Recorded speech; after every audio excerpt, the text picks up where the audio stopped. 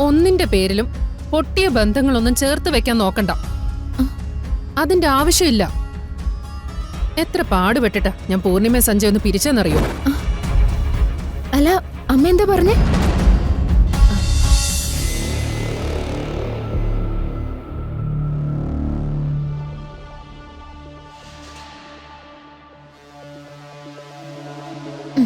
ദേ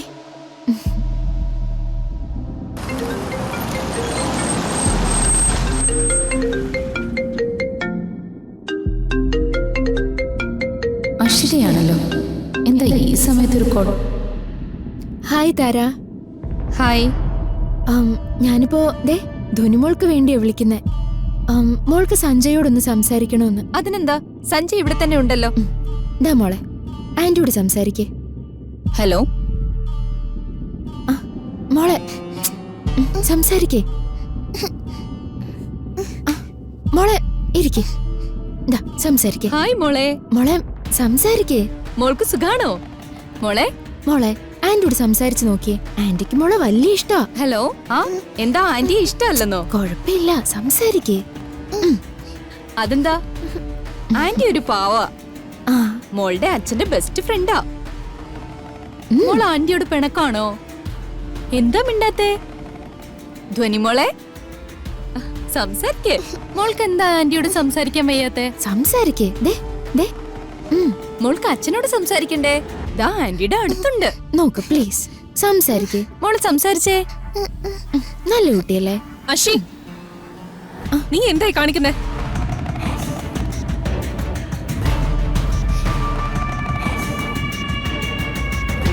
ഓ വന്നോ നാശം. നീ എന്തിനാ മോളെ കൊണ്ട് താരയോട് സംസാരിപ്പിക്കാൻ ശ്രമിക്കുന്നേ? ഞാൻ എന്തെങ്ങനെ ചെയ്യണമെന്ന് തീരുമാനിക്കുന്നത് ഞാനാ. നീ അതിൽ ഇടപെടണ്ട. അഷി വേണ്ട. ആ താരയുമായുള്ള കമ്പനി നിനക്ക് ദോഷം ചെയ്യും. അത് വേണ്ടെന്ന് വെക്കുന്നതാ നിനക്ക് നല്ലത്. അല്ല, ഇതൊക്കെ പറ നീ ആരാടി? ഈ വീട്ടിൽ വലിഞ്ഞു കയറി വന്ന് താമസിച്ചിട്ട് എന്നെ ഉപദേശിക്കാനേ നീ ആയിട്ടില്ല. ഞാൻ ആരോ ആയിക്കോട്ടെ, പക്ഷേ ധ്വനിമോളെ കൊണ്ട് വേണ്ടാത്തതൊക്കെ ചെയ്യിക്കാൻ ഞാൻ സമ്മതിക്കില്ല.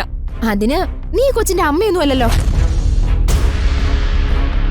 ഞാൻ എന്തെങ്കിലും ചെയ്തിട്ടുണ്ടെങ്കിലേ അത് ഇവൾക്ക് വേണ്ടി തന്നെയാ.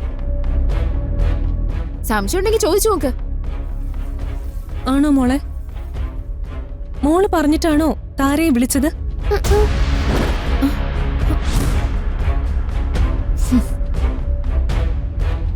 അപ്പൊ അച്ഛനെ വിളിച്ചു കൊടുക്കാന്ന് പറഞ്ഞാണ് ഈ നാടകം. കഷ്ടമാണ് അഷി. ഞാൻ എന്താ ചെയ്യേണ്ടതെന്ന് എനിക്കറിയാം. അതിലൊന്നും നീ ഇടപെടണ്ട.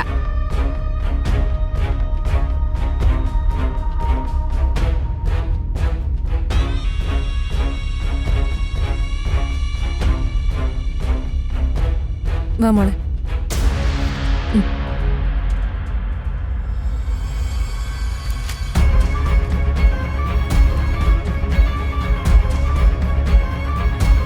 അമ്മേ, അമ്മ ഇവിടെ നടക്കുന്നത് വല്ലതും അറിയുന്നുണ്ടോ? എന്താ അഷി? ഞാൻ അമ്മയുടെ മരുമകള് തന്നെയല്ലേ. എന്നെ ആരും ഒന്നും പറയാതെ നോക്കേണ്ടത് അമ്മയല്ലേ. അതിനിപ്പോ നിന്നെ ആരെന്ത് പറഞ്ഞുന്നാ? ആ ദുർഗ, അവൾ എന്നെ നാണം കെടുത്തി. എന്തിന്? അത് പിന്നെ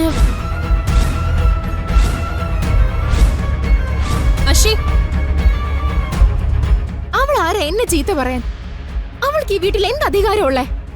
ഈ കാര്യത്തിന് ദുർഗ നിന്നെ ചീത്ത പറഞ്ഞെങ്കിൽ അത് നന്നായി പോയി. അമ്മേ. അതെ, നീ എന്തിനാ ഫോൺ ചെയ്ത് കൊടുക്കാൻ ശ്രമിച്ചത്?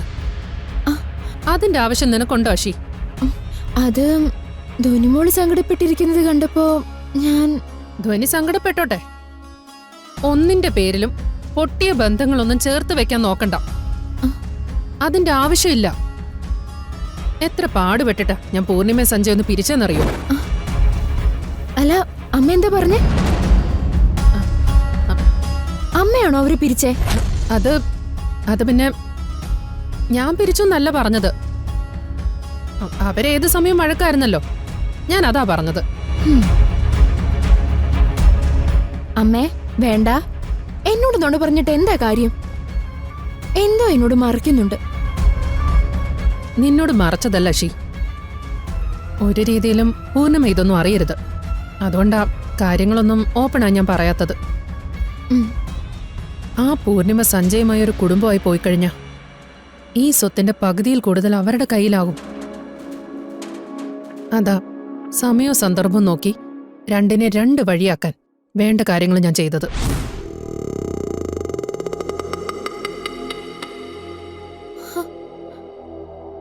പൂർണിമയെന്നും ഈ വീട്ടിലേക്ക് പണം കൊണ്ടുവരുന്ന ഒരു യന്ത്രം മാത്രമാ. അതവളുടെ ആയുഷ്കാലം തുടരണം. അതായിരുന്നു എന്റെ ലക്ഷ്യം. ഞാൻ വിചാരിച്ചതുപോലെ കാര്യങ്ങളും നടന്നു. അമ്മാള് കൊള്ളാലോ. എല്ലാം നിനക്കും പൃഥ്വിക്കും വേണ്ടിയാ. പൂർണിമയും സഞ്ജയും ഒരിക്കലും ഒന്നിക്കാൻ പാടില്ല.